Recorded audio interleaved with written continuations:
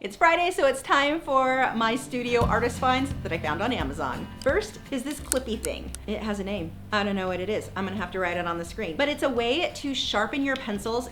It clips right on. In my case, I just leave it on my easel, but if you have a drawing board, you can clip it to the drawing board. And you can sharpen your pencils right there to that super, super fine point. Colored pencil, pastel pencil, graphite, charcoal. It'll catch the little shavings right there. It's so convenient when you don't want to use a regular sharpener that's going to eat more of the pencil than you really need. You just need that little bit of extra point.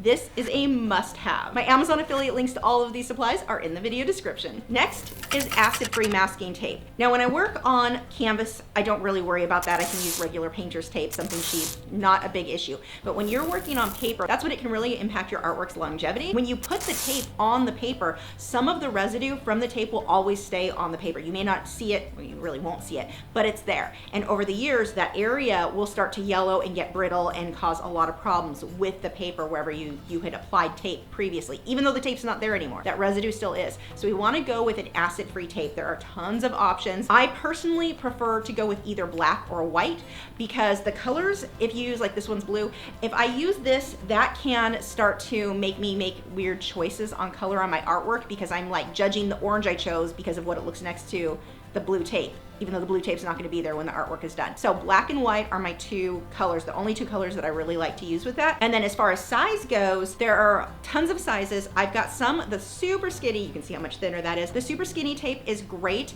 if you're doing something where, let's say you're going to airbrush a background and you need like a wave or a curve, you're doing something like, I don't know, weird shaped. The skinny tape you can bend a little bit more to get some of those shapes, and then I would put the thicker tape on the opposite side of it, but it lets you create more shapes without having to use an X-Acto knife to cut those shapes out. X-Acto knife might be easier. But anyway, that's what I've got the thin tape for. Normally I go with the thicker, what is that, 1/2 inch, 3/4 inch? I don't know, it's that big. Last on the list, somewhere to store that tape. And it may be something you have extra in your house you're not even using. That is a paper towel holder.